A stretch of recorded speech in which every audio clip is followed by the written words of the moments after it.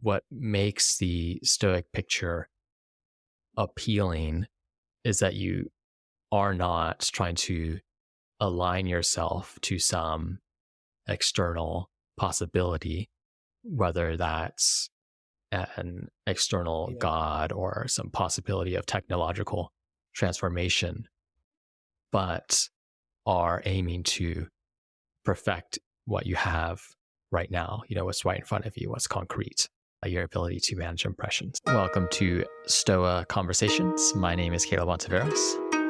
And I'm Michael Tremblay.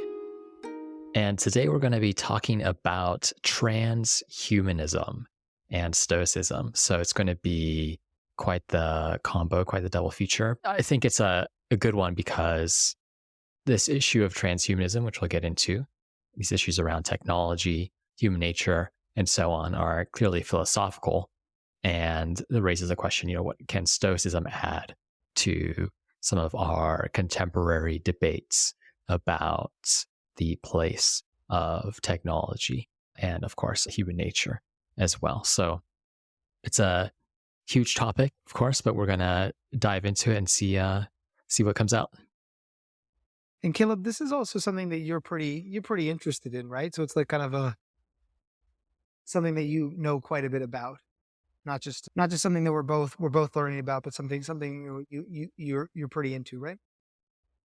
Yeah, I mean, I've just certainly read a number of authors who are interested in questions about human enhancement, transhumanism broadly, and it's something I've written about in a variety of different venues. So it's not something I'm coming to completely fresh by any means. Mm-hmm. What about yourself? Well, no, I've never thought about this before ever. So so I am excited to learn, have a conversation with you about it. Question some of these ideas, and both of us put it through the lens of Stoicism at the same time. All right, cool. Well, I thought we should open with a passage from a book called Future Superhuman by Elise Bohan, which I think helps set the stage. Although we don't recognize it, the 21st century is a transhuman era where everything that currently makes us human, from our brains and bodies to our values and ways of life, is poised to be transformed or superseded. In our lifetime, we could merge with forms of artificial intelligence that are radically smarter than us, rewrite our biology to conquer aging, disease, and involuntary death, leave behind the crudest and cruelest vestiges of our evolutionary programming, and embrace a new mode of being that is so much more than human that we would have to define it as post-human. In its best incarnations, you might call this kind of future superhuman. So I like to open with that passage just because it's excellent framing for what's, I think, a radical challenge to many different philosophical positions, many different common sense beliefs about the world. And it gives you a sense of what transhumanism is, which I would define as extending human lifespan, intelligence, and experience through technological innovation so that humans can become superhuman or post-human. It's really a project of almost technological transcendence that, as Elise Bohan says, aims to make a future superhuman. So, of course, there are a whole range of questions that opens up. Is this truly a transhuman era? Is transhumanism possible? Is it even possible to do these things that Bohan mentions, merging with artificial intelligence, conquering aging, disease? And if it's possible, would that be good? If any of these things are possible, would that even be a good thing? So we'll consider what we can say from a Stoic perspective on these thoughts, but maybe it's a good idea to pause there and get some initial reactions. What do you think, Michael? Well, so my two questions for this are, okay, so just so I'm understanding, right? Like post-human, it's this idea of a before and after, right? There was humans, and now this is a type difference. This is not a matter of degree. So something like curing cancer is not transhumanism, even though there'd be some sort of technological innovation here. Something like prosthetic limbs, to a limited degree, would not be. But we're talking about some sort of major type difference. Something where somebody's living to 300 years old, or somebody who was formerly superhuman strength with a kind of prosthetic modified body or something like this. I guess I wanted to clarify that. Is that the extent we're talking about? Yeah, so I think that all of these things are going to be on a continuum, but I think if you think about extending lifespan, that's on the transhuman scale, it's not at the level of a few years, but many decades, a century, and so on. Mhm. And I think perhaps one way to put it is the transhuman project is pushing the limit as far as one can, to the extent that whatever remains may not be human, just as you have past evolutionary processes where different animal species change and evolves and so on. Even if there were no radical breaks at the moment, there's a sense that the transhuman project is aiming over the span of years, decades, whatever it is, to develop a being that would be properly considered post-human, because their lifespan, intelligence, and way of life was so different from the human animal that preceded them. Yeah, well, that was going to be my follow-up question. Like, I've never thought of humans in terms of types before. Like this is post-human. This is human one, human two, human three. I've never thought of it like that before. So I was thinking, are there different kinds of humans already? Like, I don't know, when we discovered antibiotics, was that a different jump? Was there any jumps in the past?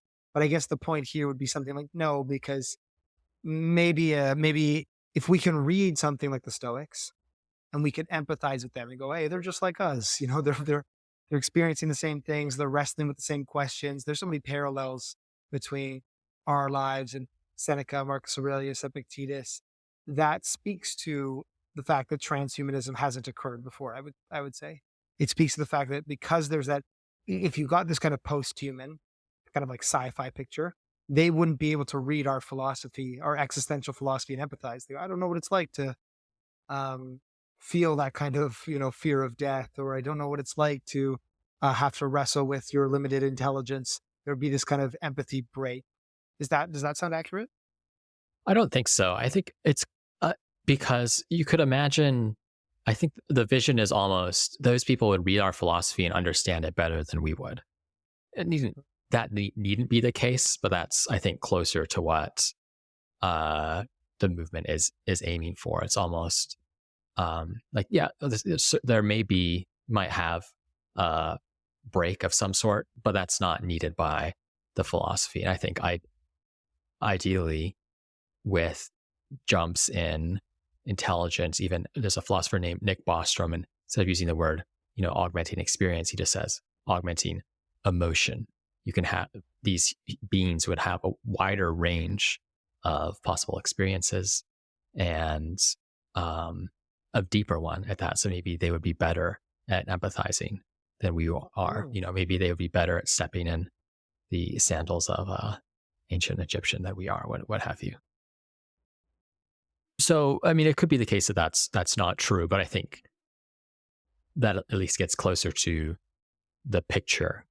And I think what you're touching on is there's a lack of clarity, which is necessary, but there's a lack of clarity on what are these beings exactly? And I guess like the thought is you can add a little bit more detail by saying, well, perhaps through decades of genetic modification, introducing things like artificial wombs, you can have human beings that are selected for to such an extent that they make past geniuses, whether von Neumann's, Einstein, Socrates, and so on, look rudimentary.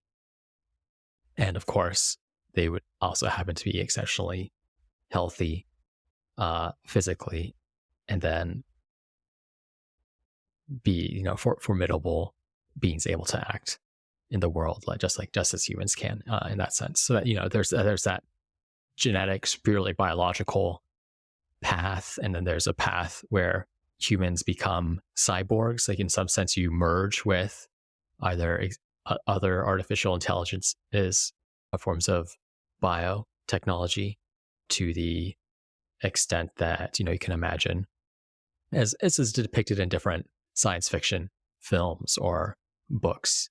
You end up with a being that is almost half human, to the point where, you could say that the amount of difference between them and us is significant enough to call them a superhuman. Yeah, sounds like, I'll let you keep going, keep talking a bit about transhumanism, because it sounds like there's these philosophical. Once we have a picture, we'll be able to open up this philosophical can of worms about what it even means to be human, what it means to be more human, less human. So why don't we keep going on? What it means, what transhumanism means, how it can be possible, maybe some objections to it. Yeah. So, as you mentioned earlier, I think we've made some steps already in disrupting human processes or natural processes. So there are physical and cognitive enhancing drugs that change our natural levels of health. We have reproductive technology, existing ways to create new beings or prevent other beings from coming into existence. And of course, we have all of this digital technology that some have argued, served almost as an extended mind of some sorts, where someone without the access to Google is in some sense more knowledgeable than someone without that access, if they're able to use it well. And then the thought is that transhumanism would realize these sorts of gains at a whole other scale. It would essentially continue that trajectory such that we end up as different. And as you say, that does bring up many philosophical questions and many empirical ones too. There's a question of, can human beings really become cyborgs? Is merging with artificial intelligence possible? What about these purely biological routes? Are there going to be steep diminishing marginal returns to selecting for specific traits, and so on? You have those descriptive type questions, and then in addition to that, you have different value judgments.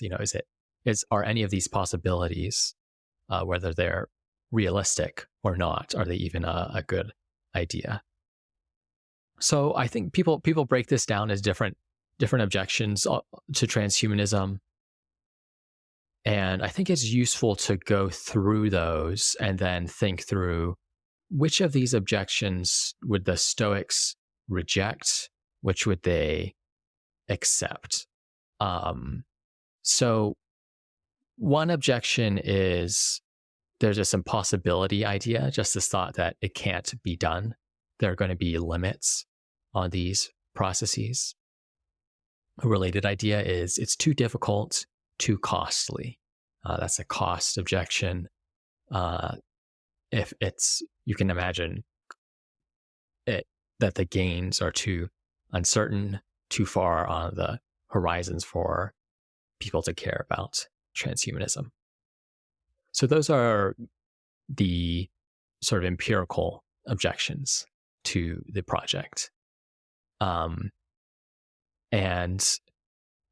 if you think about this, of course, you have always this distinction between the way things are, the ways things ought to be. That latter category includes questions of values, what's good, what's bad, and that's where people come in with other objections to transhumanism. There is the idea that it would have negative social effects. In some ways, it would be bad for society. Perhaps it would increase inequality, which someone might think is bad, or result in other downstream consequences that would be negative. You also have this questioning, what's the value of post-humanity as such? Would post-human lives be worse than human lives? There's that skepticism about, is it really better to radically increase one's health intelligence and emotional range. And then there's one other objection, which is a little bit, which is related but subtle, which is the thought that whether or not post-human lives would be good, the value of post-humanity for humans is nil. We couldn't benefit from it. And I think the idea would be we would be so different that there would be no sense in which it would be good for us to become transhuman.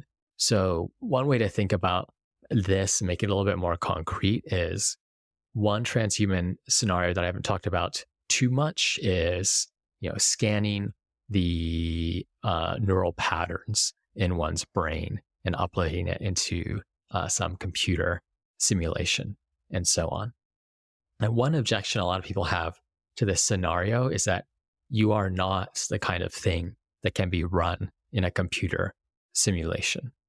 What you are is, in some sense, embodied in a biological being. So whether or not that simulation has a good life, it wouldn't be you. So it wouldn't be valuable for you to become uploaded in this way. So that's where this other objection comes into play. So then we've got these 5 objections. It's impossible. It's too costly. The social effects would be terrible. These post-human lives wouldn't be that good. So this is the value of post-humanity as such. And then whether or not these lives would be good, they wouldn't be good for us. We couldn't benefit. So the value of post-humanity for humans is low. Those are those 5 objections. What's your initial take on those? Well, the thing about transhumanism that's really interesting to me is Stoicism, or at least the way I interpret Stoicism, grounds the value of human lives in teleology, right? Like there's this functionalist account. And so becomes this question of this is a question about actually changing your telos, changing your nature, right? Like Stoicism says you're supposed to live in accordance with your nature. This is a question of actually changing your nature in a foundational way, not achieving that nature, not, becoming more rational, not improving your characteristics to be a better human, but to change into something that's not human, that's post-human. And so that question of, what benefit could post-humanity have for humans? I mean, I can think of some counter examples, right? Like it might be beneficial for humans to live around kinds of people who are more intelligent and ethical, and maybe need less resources to survive. Like you can come up with all kinds of counter examples, but there is this idea at the core about how do we treat the technological possibility of changing our nature at a fundamental level? Do we think we would change our nature, or are we getting confused about what our nature really is? But it brings to the head those kinds of questions, which I think are, they're Stoic questions, but they're also core questions like ancient Greek philosophy more generally.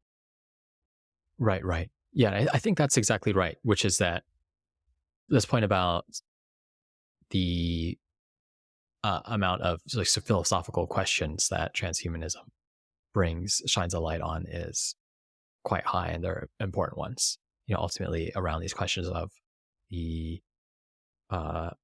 function of a human life, the telos, but also around parts of our lives. We're thinking about some of the earlier examples of the sort of incremental technological improvements around, more digital technology, more ability to increase one's life, more ability to take control of the means of reproduction. All of these are initially quite good, but then they also raise the question, what's the purpose of these tools to begin with, or what's the original purpose that these tools are now used for the sake of?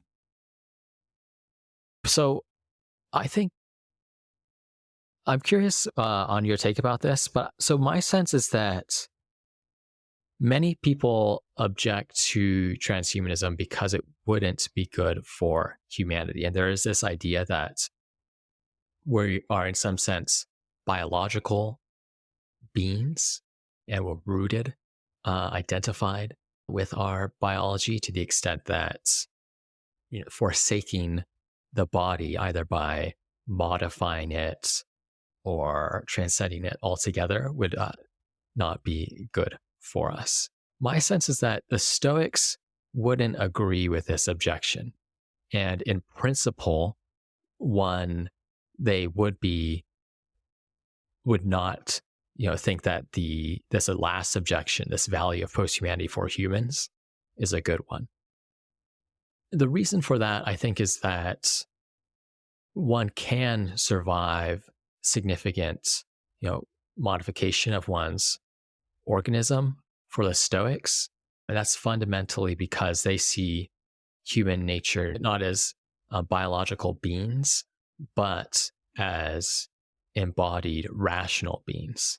And that can survive into post-humanity.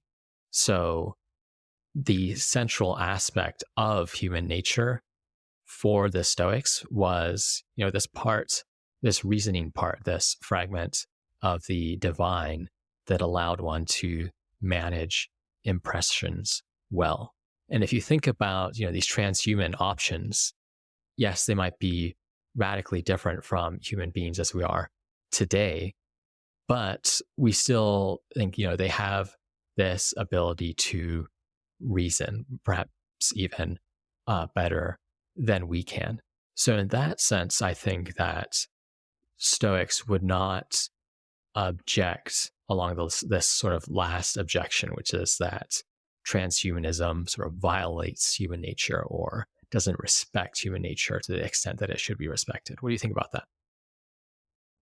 Yeah, so that's really interesting, Caleb. And I mean, this is going to be, we're layering two, we've got the two layers of nerdy, we've got philosophy and the science fiction now on top of each other. So we're going deep here. But I mean, I agree with you, but I want to do a caveat. And I would say it would depend on if technology, so this idea of, you upload your consciousness to the cloud, somebody would say, that's not you, you're flesh and blood. And the Stoics might say, no, you're a reasoning thing. And there you are reasoning in the cloud, right? And I think it would depend on an understanding of artificial intelligence that I actually lack. I remember my friend runs a AI company, and I was asking him what artificial intelligence was, and he was like, first question is really easy, right? Artificial is anything that's not biological. Second question is really, really complicated. What is intelligence? And so if you could have non-biological intelligence, if you could have non-biological reasoning that was the same kind of reasoning our minds can do, I think the Stoics would be absolutely on board with it. But I think you would have to prove that it's not. So the Stoics have this kind of ontology of being where there's like matter that just like has a form. It's like rocks. Then there's things that generate like plants. There's things that have appetites and impulses like animals. And then humans actually sit at the top of this ontology where we have this, our material, our biological matter in our brain for them and in our souls is able to reason, it's able to be self-reflective. And so if technology is capable of doing that in a way that, in a way that's real, and I guess I'm losing the language to say what real is like, but in a way that's real reasoning, then I would agree. But you wouldn't want it to be, well, this is the first type of matter. This is the same type of matter of rocks. This is, electricity and metal that's imitating these reactions in a very complicated, compelling way.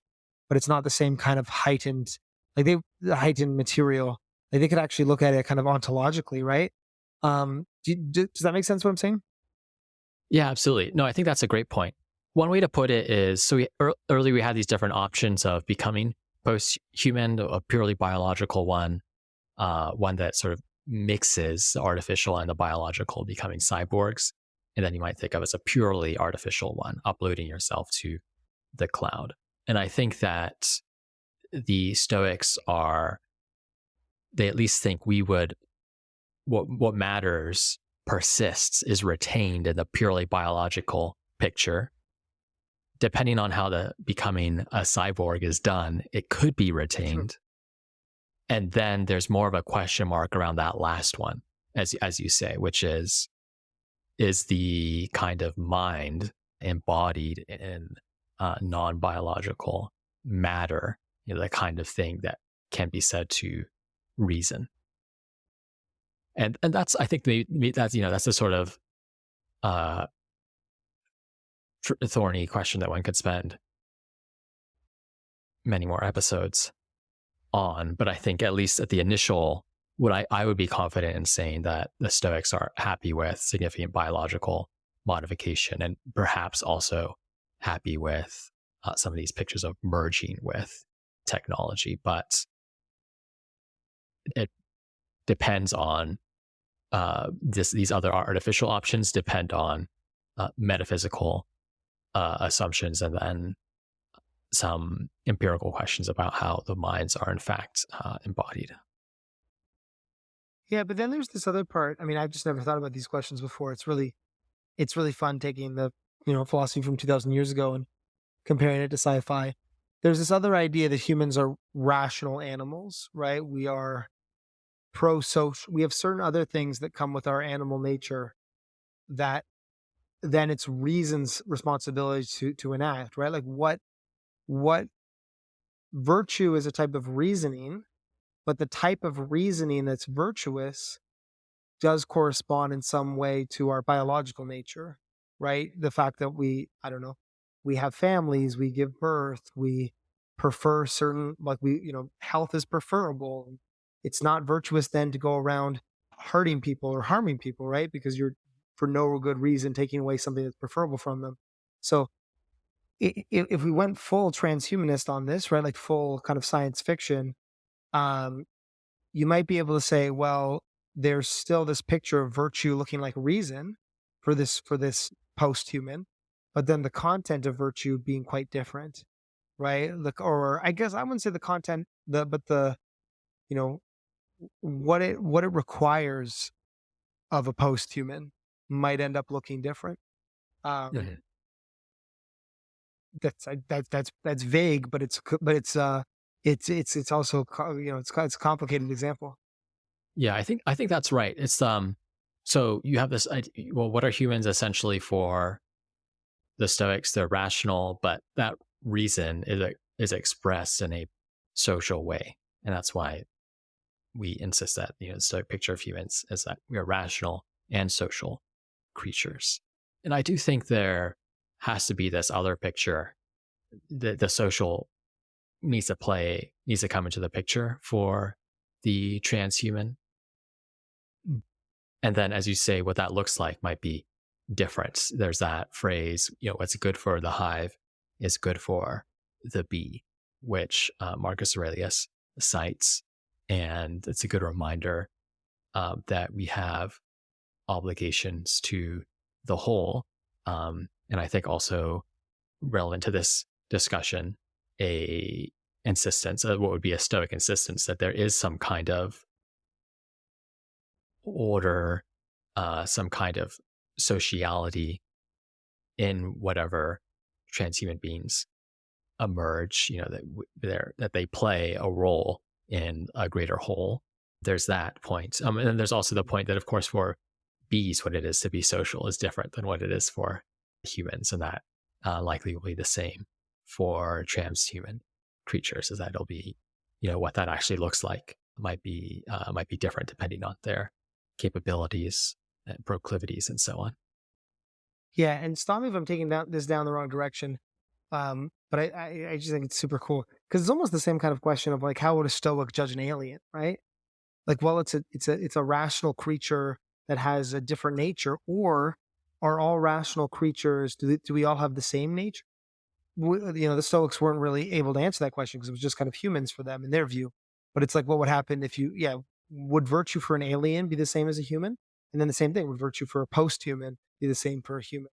I think we're both saying probably very similar in some ways, but a little bit different in others, which is like, again, not exactly a treatise with like, these exact ways, but it's this interesting question of it is, I guess the question is, it is rationality the like superseding highest level, and everything that shares rationality, the virtue is going to look 90% the same. or how much of that other part of what we are gets brought into it, such that a rational bear from a fairy tale would have a different ethics than a rational human, than a rational alien, and then a computer. Um, and Right, I don't right. know the answer to that. I don't know. I'm not sure my answer to it, but I think things that share reason would be pretty similar. I think, as we're saying, as you said, what it means for the bee is slightly different than it means for the human, but the things that share reason would have a fundamental role in common that is so broad. It would encompass uh, a lot of the same kind of character and requirements, I think. Yeah, I think, well, we've talked about role ethics before, and there's these different levels to role ethics. You have that universal picture of our roles, to be rational and social beings, and then you narrow down depending on our uh, talents, capabilities, depending on our social situations, what kind of relationships we have, and then our preferences. So I suppose you could say with these other beings at the top, they will have the same fundamental roles. And as such, we should expect some of the central virtues to be expressed, at least in the fundamental abstract way, in a similar manner. But once you get to those lower levels of course, capabilities are going to be radically different. Um, the social world may be exceptionally different. And then, of course, one can only speculate about the preferences of these beings. So at those later levels, these more specific questions, you might see a level of difference. Yeah, I think that's right. Uh, it's just a fun question. We're so kind of, as humans, we're reflective, but we're like the only reflective things. I mean, that's just, we're kind of stuck in this conundrum by ourselves, and it would be so interesting. I mean, that's why I think why people are so interested in aliens, right?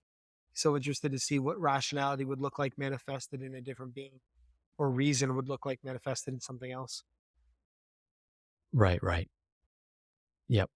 Um, yeah. So I think that's one central issue that emerges. This question of, can we, uh, in a real sense, persist as posthumans? I think the Stoics would say yes, with those caveats we mentioned earlier. And then, nonetheless, what that would, of course, amount to would be radically different. So that's one I think important issue. Another important issue, I think, at least perhaps warning, that emerges from Stoic philosophy, or something that's distinct in Stoic philosophy from any other modern points of view, is just that more isn't necessarily best overall. What do I mean? So, if you think about, one obvious argument for transhumanism is that what transhumanism does is it extends our health, it improves our health, makes us smarter, and gives us a wider range of good experiences. And since all of those things are good, the thought would be, why don't we just do that to the maximal extent possible? But of course, the Stoics think things like lifespan, intelligence, physical capabilities, pleasure, and so on are not ultimately good. Instead, they are indifference, the things that each of them are preferable. But what ultimately matters is being virtuous and making the right choices amongst these preferable type things, which means that more is not always necessarily the best, which I think is a challenge to a so I think one of the central intuitions behind transhumanism, and puts a constraint on our pursuit of augmenting our capabilities, not just in this sort of lofty pursuit of becoming transhuman, but also in ordinary activities of increasing our health, increasing our pleasure, and so on. Yeah, I mean, I feel like about this, like, I think it's a good point, but it raises this interesting question about, well, what do you feel about something like like testosterone replacement therapy or cosmetic surgery for somebody who's born with a um, some sort of facial problem. I generally feel like the Stoics would say, look, like, change it if you can and if you want to, but you don't need to have a good life, and people that don't like can still have good lives. So I kind of see it as like, again, it's preferable, right? It's do it if you can. Don't compromise your virtue for it.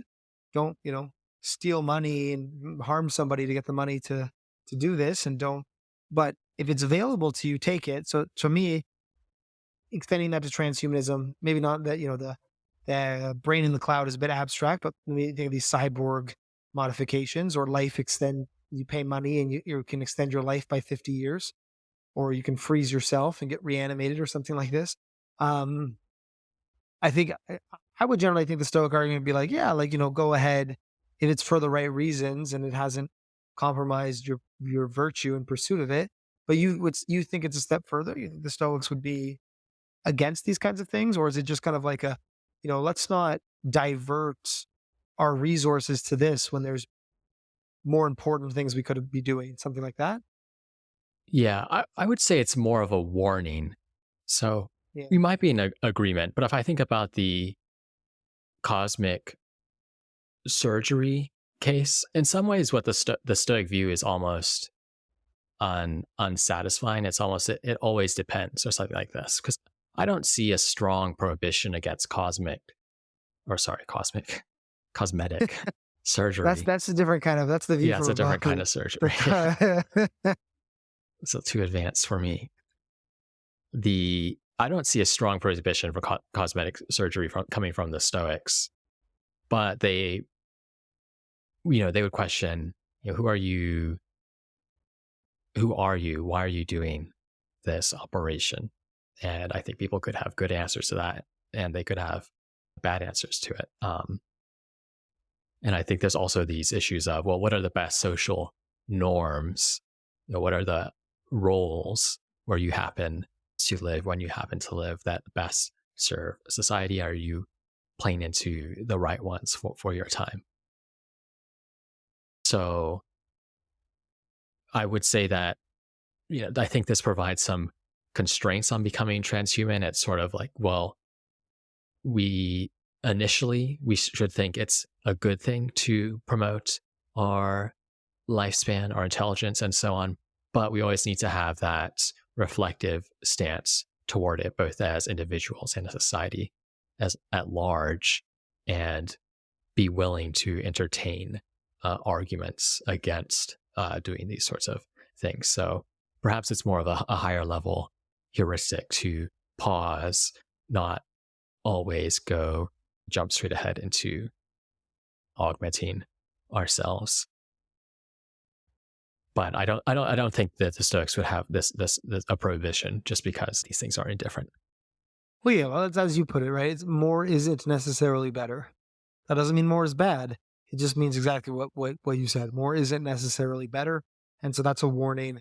That's a reason to interrogate your reasons for being attracted to transhumanism or attracted to these kinds of pursuits of changing yourself, right? And Mm-hmm. ask yourself, as you said, who you are and why you're doing it. Yeah.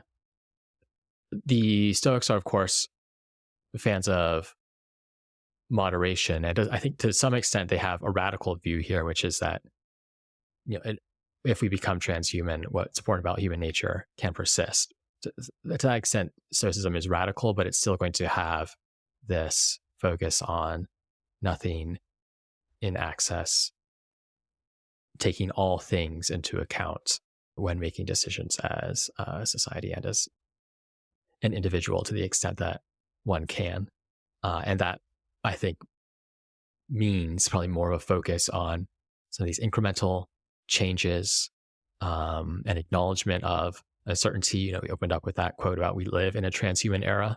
I think there's still some question marks around that. But on the margin, perhaps more people should move in that direction, given the possibility of radical change in artificial intelligence and bio technology in particular. And I guess there's also this idea of kind of a lack of satisfaction too, right? Like a lack of an ability to be happy with what is, happy with the way things are, and then a kind of vicious pursuit to get out of that as well, that transhumanism can kind of appeal to. One thing that I was thinking, Kev, I'm interested in what you think about this. Like, sometimes I think about this idea. I don't know if this is Jungian or whatever, but there's like patterns in thought, and that these patterns in thought manifest in different ways. And so, one patterns in thought is this idea that I want to transcend. And so, maybe that meant like that was manifested through this idea of heaven. But then it was also manifested in transhumanism. But then in Stoicism, this idea of transcendence finds itself in the idea of the sage, right? Like Stoicism sells a picture of something that's kind of post-human. And it idealizes that picture of the post-human. The human that, like, doesn't seem possible. If they are possible, they come around once every 500 years. So it's a kind of a superficial possibility. So what do you think that says about this idea of like more isn't always better, or moderation? When I feel like the Stoics, I guess, didn't practice that. Well, they were immoderate, but in terms of just the good thing, the sage, pursue that intensely. That is better. Transform to post-human in that way. So the idea is it's just like be moderate about these indifference, but there's still that appeal in Stoicism of kind of changing your nature fundamentally. Yeah, it's interesting because I think Stoicism has it does have an ambition towards like, truly transforming yourself. And it's there's almost a tension between that possibility being imminent, being available to you right now, with also this recognition that the sage is a distant possibility. I would almost contrast it with pictures of heaven or standard monotheistic pictures where the picture of many monotheistic religions is to become the kind of person who is worthy of God. Whereas a picture of many Greek philosophies, Roman philosophies, was to become a god in a real sense. Like you have this fragment of the divine within you, perfect it, and then you will become like a god yourself. Which I think both includes that picture of transcendence, radical transformation, but also has a more tangible, imminent possibility, or at least promise that is offered than some of the traditional monotheistic religions. Oh no, and that just strikes me as being transhumanist in goal. Just not lifespan, not physical strength or health, but transhumanist morally. Like you become a kind of post-human morally, the kind of person who can't make mistakes. Yeah. I would almost want to say post-human. Another way the Stoics might say, "Oh, you're becoming fully human," right? Or living out your full human nature. But I think, I understand. And I think in a way that's also leaves up not exactly an objection to transhumanism, but this thought that what makes the Stoic picture appealing is that you are not trying to align yourself to some external possibility, whether that's an external god or some possibility of technological transformation, but are aiming to perfect what you have right now, what's right in front of you, what's concrete, your ability to manage impressions. So I think they have that picture of radical self-improvement, transformation with the transhumanists, I think would be happy to, push the arc of human development forward, always with the eye to one's life, of course, doesn't depend on, living an excellent life doesn't depend on these transhuman capabilities, except, as you say, in the moral or ethical domain. Yeah, I really like what you said there, where you said, um, you're not trying to align yourself with something external. So in Stoicism, you're not trying to align, like, oh, this is what God wants, and I'm going to try to be like the kind of thing God wants, or technology is really cool. I'm not technology. I'm going to become more like a cyborg. There's just this thing of just being yourself as much as possible. And so even in Stoicism, there's the idea of living in accordance with nature, but the higher level truth is obviously just that you're already part of nature. And so your goal to live in accordance with nature is not to do anything, but like walk alongside the cart of fate, to use that metaphor. I'm not adding anything new here. I'm just kind of ruminating on that idea of it's and in that way, it's like that's cool. There's like a lot less, I guess, kind of friction there, right? It's just like just be yourself more, and obviously that's bringing in a certain picture of what you are. And if you don't agree with the Stoics, that's the friction. I'm not this rational being. I'm not only a rational being, or not primarily. My rationality doesn't look the way the Stoics think it looks. There can be some friction there, but this permission to just yeah, as you said, not become post-human in the Stoic view, but become as human as possible, become fully human. I'm feeling pumped up. I'm feeling inspired. that's Yeah, that's yeah. a huge part of the appeal. You're dead on. Yeah, absolutely. We'll be talking about the Stoic God next. That's on our schedule. And I think what we just said made me think of, of course, you're not aligning yourself to anything external, but in a sense, you already have the external in you, which is, I mean, on the surface might seem like a mystical thought, but it's just this picture that, you do have that fragment of the divine reason. Reason is, you are a rational creature, but that ability to reason is somehow reflective or maps onto, is embodied in the larger whole, the external. And perhaps we'll get into that more in our next conversation. Yeah, looking forward to it. Awesome. Well, that's transhumanism. I had a number of other notes, but I think that's gets us in a good spot. And I think the most important things I wanted to put on the table, just this possibility of transhumanism, I think it's worth thinking about. Radical technological change. Elise Bohan's book is a good one on this.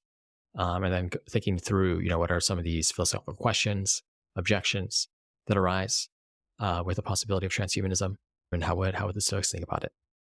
So I think we got some of the most important thoughts, argumentative moves on the table. Awesome. Thanks, Michael. So the picture here is something like, the Stoics don't object to transhumanism in principle. There could be a version where there's some version of post-humanism that looks like, look, if you become a cyborg, if you become a supercomputer AI, that might not necessarily actually interfere with your nature fully. There's at least a possibility of, cyborgs that still can be Stoics, right? Because they still have this piece of the divine in them that's the most important part of them. So they don't have an in principle objection to transhumanism, but there are warnings about both why we might want it and why it might appeal to us. And then, I think most importantly, those and thinking about this idea that, more isn't necessarily better, and that there's some acceptance of the way things are. You don't want transhumanism to become this way of just trying to escape reality or escape nature. And then what we ended on was that really interesting distinction between how I don't think transhumanism necessarily does this, but if transhumanism is about this attempt to align yourself with something outside of yourself, then that's not Stoic, because Stoic is about becoming as human as possible. And I know that I think was a really good way of putting Stoicism at its core. Oh, nice. Yeah. Yeah. Well summarized. Cool. Well, Awesome. thanks, Caleb. Yeah. Thanks, Michael. Thanks for listening to Stoa Conversations. Please give us a rating on Apple Podcasts or Spotify and share it with a friend. If you want to dive deeper still, search Stoa in the App Store or Play Store for a complete app with routines, meditations, and lessons designed to help people become more stoic. And I'd also like to thank Michael Levy for graciously letting us use his music. You can find more of his work at ancientlyre.com. And finally, please get in touch with us. Send a message to stoa@stoameditation.com if you ever have any feedback, questions, or recommendations. Until next time.